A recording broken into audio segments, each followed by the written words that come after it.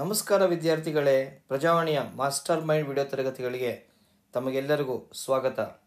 ಪ್ರಸ್ತುತ ಸಂಚಿಕೆಯಲ್ಲಿ ನಾನು ಚರ್ಚೆ ಮಾಡುತ್ತಿರುವಂಥ ವಿಚಾರ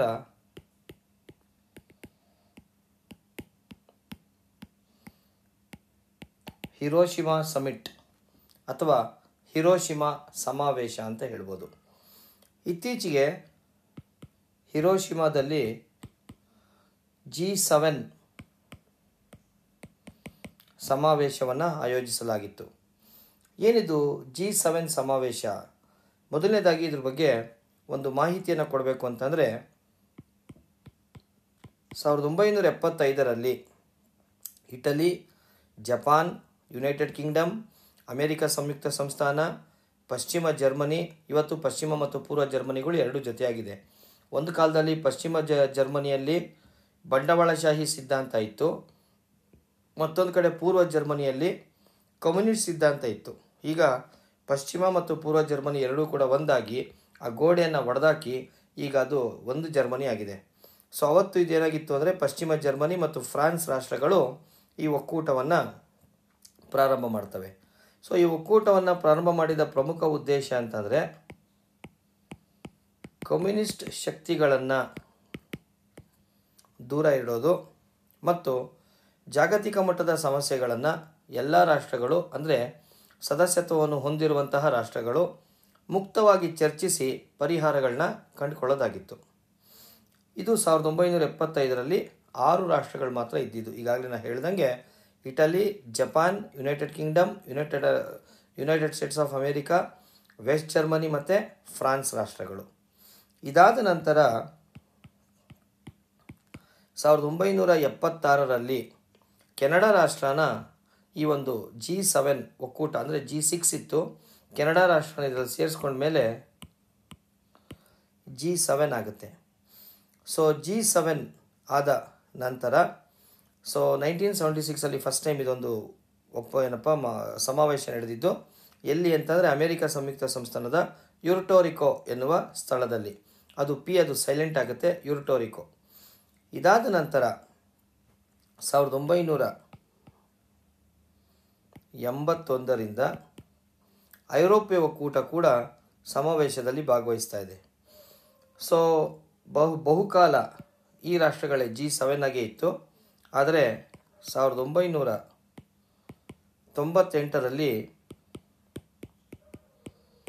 ರಷ್ಯಾಗೆ ಕೂಡ ಸದಸ್ಯತ್ವವನ್ನು ಕೊಡುವ ಮೂಲಕ, ಅಂದರೆ ಪಾಶ್ಚಿಮಾತ್ಯ ರಾಷ್ಟ್ರಗಳು ಮತ್ತು ಪೂರ್ವ ರಾಷ್ಟ್ರಗಳು, ಅಂದರೆ ಈಸ್ಟರ್ನ್ ಕಂಟ್ರೀಸ್, ಯಾಕಂದರೆ ರಷ್ಯಾ ಬಂದು ಯುರೇಷಿಯಾದ ಭಾಗ, ಅದು ಏಷ್ಯಾದಲ್ಲೂ ಇದೆ ಮತ್ತು ಯುರೋಪ್ನಲ್ಲೂ ಕೂಡ ಇದೆ. ಸೊ ಪೂರ್ವ ರಾಷ್ಟ್ರಗಳ ಸಹಭಾಗಿತ್ವ ಅಂತ ಹೇಳಿ ಉಲ್ಲೇಖ ಮಾಡಿ ರಷ್ಯಾನ ಇದಕ್ಕೆ ಸೇರಿಸ್ಕೋತಾರೆ. ಸೊ ಆ ಸಂದರ್ಭದಲ್ಲಿ ಇದು G8 ಆಗುತ್ತೆ. G7 ಇದ್ದಿದ್ದು G8 ಆಗುತ್ತೆ.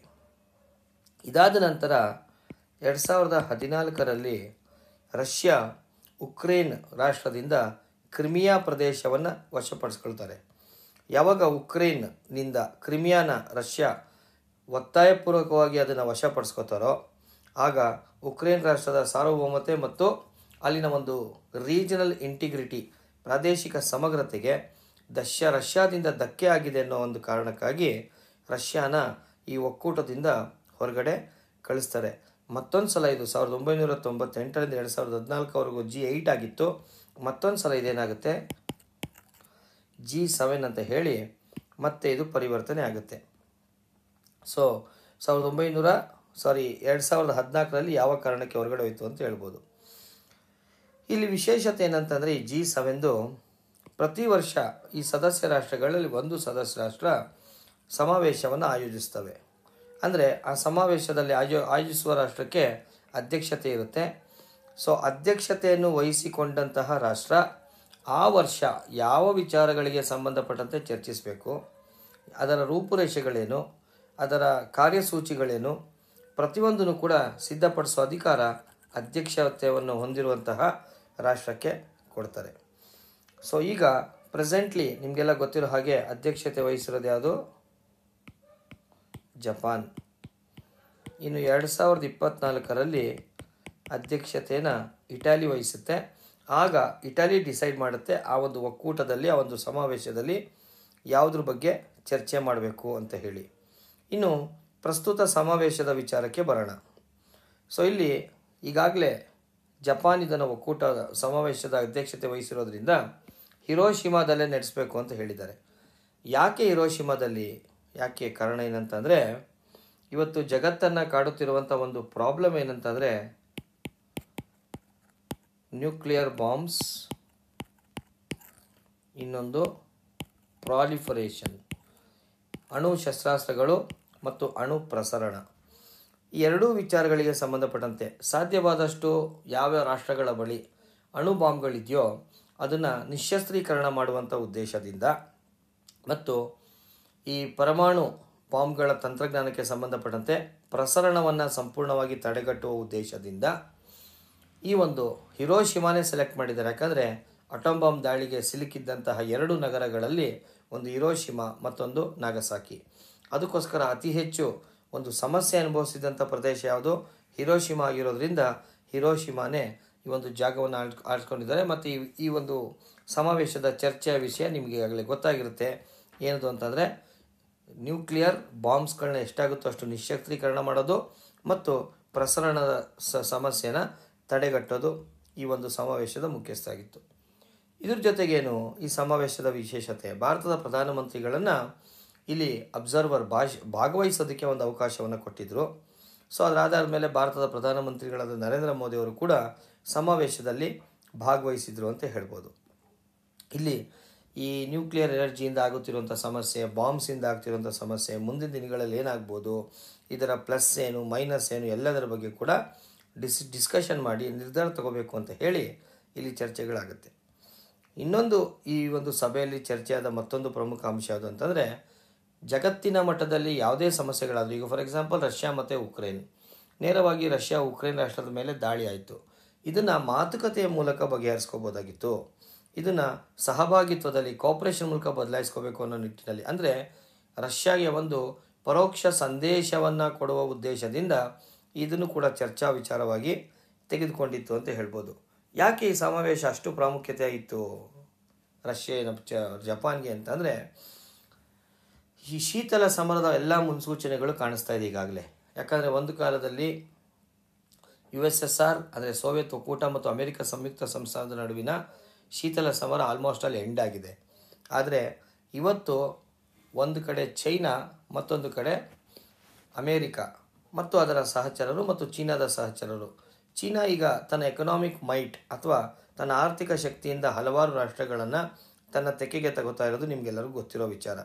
ಎಸ್ಪೆಷಲಿ ಏಷ್ಯಾ ಪೆಸಿಫಿಕ್ ರೀಜನಲ್ಲಿ ಚೀನಾದ ನಡೆಗಳು, ಅದು ಸೌತ್ ಚೈನಾ ಸಿ ಇಶ್ಯೂ ಆಗಿರ್ಬೋದು, ಅಂದರೆ ಸಾಮ್ರಾಜ್ಯಶಾಹಿ ನಿಲುವುಗಳು, ಅಥವಾ ಇತ್ತೀಚಿನ ದಿನಗಳಲ್ಲಿ ಚೀನಾ ತನ್ನ ಮಿಲಿಟರಿ ಶಕ್ತಿಯನ್ನು ಹೆಚ್ಚು ಆಧುನೀಕರಣಕ್ಕೆ ಆದ್ಯತೆ ಕೊಡ್ತಿರೋದಾಗಿರ್ಬೋದು, ಅಥವಾ ಪರಮಾಣು ಶಸ್ತ್ರಾಸ್ತ್ರಗಳ ಆಧುನೀಕರಣ ಯೋಜನೆಗಳಾಗಿರ್ಬೋದು, ತೈವಾನ್ನ ಮೇಲೆ ಚೀನಾ ಹೇರುತ್ತಿರುವ ಒತ್ತಡ, ಸಿಂಗಪೂರ್ನಲ್ಲಿ ಚೀನಾ ತೆಗೆದುಕೊಂಡು ಬಂದಂಥ ಒಂದು ಕ್ರಮಗಳು ಮತ್ತು ಅದರಿಂದ ಅವ್ರಿಗೆ ಯಾವ ರೀತಿ ಸಮಸ್ಯೆಗಳಾಗಿದೆ, ಇದೆಲ್ಲದರ ಜೊತೆಗೆ ಚೈನಾದೊಂದಿಗೆ ಸಹಭಾಗಿತ್ವದಲ್ಲಿರುವಂಥ ಉತ್ತರ ಕೊರಿಯಾದ ಕ್ಷಿಪಣಿ ಕಾರ್ಯಕ್ರಮಗಳು, ಇವೆಲ್ಲವೂ ಕೂಡ ಜಪಾನ್ಗೆ ಅದೇ ಪ್ರದೇಶದಲ್ಲಿರುವಂತಹ ಒಂದು ರಾಷ್ಟ್ರ ಆಗಿರೋದ್ರಿಂದ ಮುಂದಿನ ದಿನಗಳಲ್ಲಿ ಏನಾದರೂ ದೊಡ್ಡ ಮಟ್ಟದಲ್ಲಿ ಯುದ್ಧ ಗಿದ್ದಾದರೆ ಪ್ರಾಬ್ಲಮ್ ಆಗುತ್ತೆ.